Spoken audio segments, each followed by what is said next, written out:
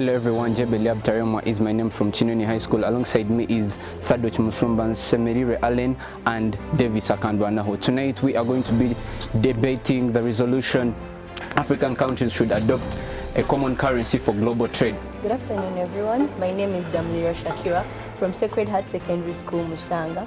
Today we are at Buranyanzi Girls Secondary School to debate. Tonight we're having a debate against Kinoni High School, and the resolution is African countries would adopt to one common currency in global trade. We believe this is a strong resolution, a resolution that needs an understanding that we as the affirmatives in today's debate bring to the table. We believe that we can be able to raise a better argument because it's really obvious that affirming this resolution is the best part of it. So today at Sacred Heart Secondary School here at Buranyanzi, we are going to show you why Africa needs to adopt a common currency. Yeah, as team negators, we have prepared a lot, we have had research, and we expect to win this debate, and because we are so prepared and confident. House rules. Each speaker has 5 minutes. The first and last minutes are protected. The judge will ring a bell to signal the protected time. The bell will ring continuously after 5 minutes.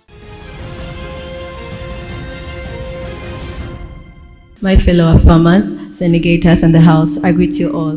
My name is Damlira Shakira, the first affirmer. Resolved. African countries should adopt the use of a common currency for global trade.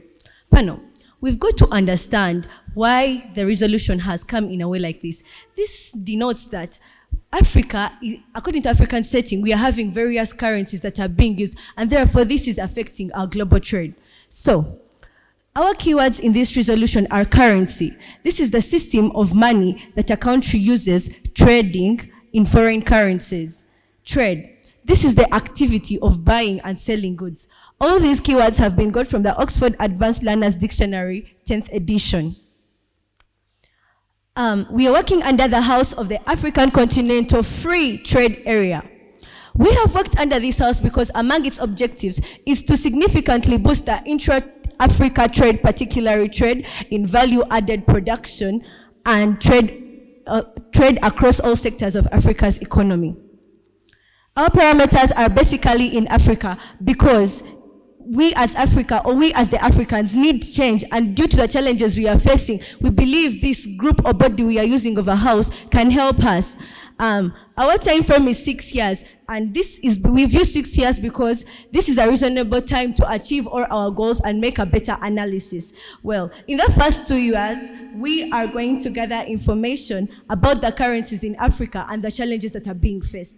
In our next 2 years, we are going to organize a trade summit with delegates from each African countries responsible for trade and finance to show them the advantage of single currency and the disadvantage of the diverse currencies. In our next 2 years, we are going to do the following. With the summit done and research, we'll establish a currency system that will be used, then put in place our currency. Panel, take an example of the former French colonies, Senegal, Benin, Mali. Those countries have been put under an SFF franc zone that is using an SFF franc composed by their colonial master, France. So we believe if Africa is also using one currency that is not rejected, if we believe that if Africa also comes up with one currency, this will be so beneficial to our side of the negative, of the affirmers. Our first point is that it will simplify cross-border trade by eliminating exchange rates, complexities, and reducing transaction costs. First and foremost, the African Continental Free Trade Area works in all African countries, as they are 54. Its headquarters are in Accra, Ghana, and its chairperson is Rwampara. So why do we come in as team government and tell you that if we introduce one single currency to be used for trade, it will simplify cross-border trade. Take an example of 1 Ugandan shillings being 0.008 Tunisian dinar. Tunisian dinar is the highest currency we are having in Africa. So if we see having 1,000 and then you're having 0.008 Tunisian dinar, panel, this really does not make sense. This means there is inequality. Our next view is that before I even give the next view, is like, take an example of a neighboring country, Rwanda. 1,000 shillings is mere 300 coins of Rwanda. What does that denote? Currency is really, it's not equal at all. So this is really causing complexity. And we as team government feel or believe that if we come in and use one single currency, this is going to simplify cross-border trade by eliminating exchange rate complexities and reducing transactions. Dear judges, I rest my case.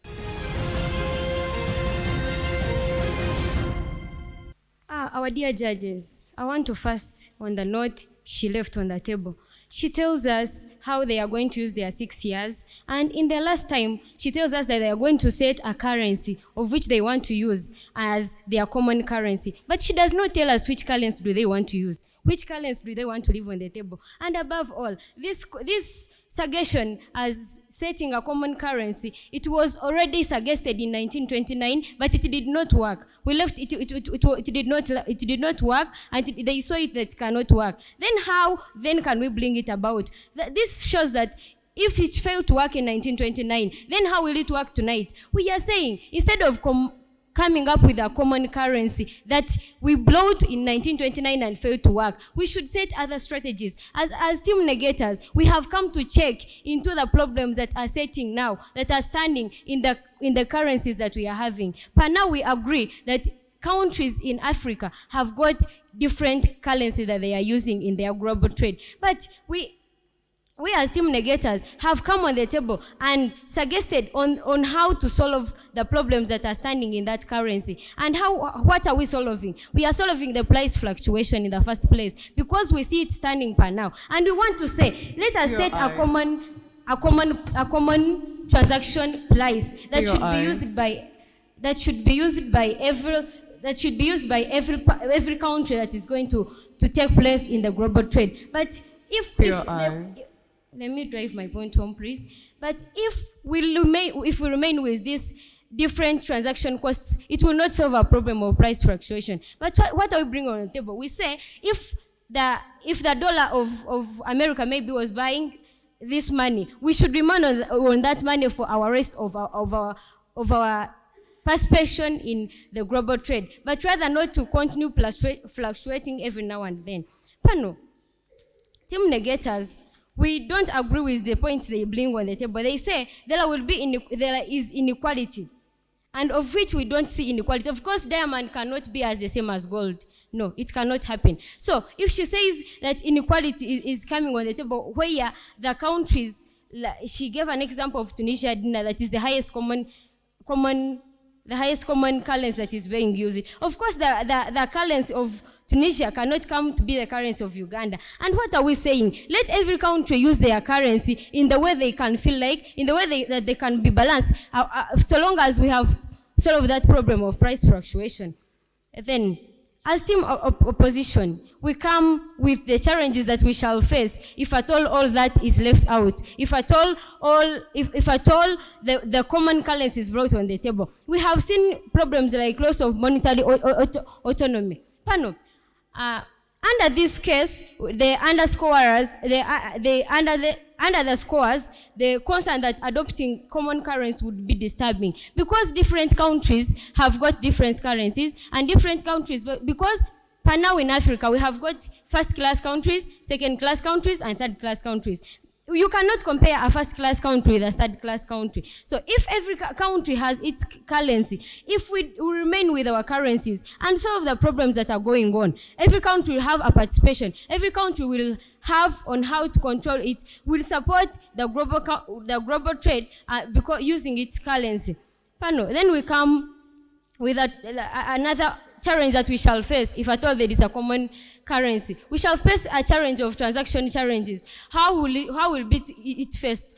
Now Africa has got a common currency. It has got a common currency, and the transaction will not change. Of course, we shall again face the problem. And I rest my case. This is the High School Crossfire. We'll be back in a minute.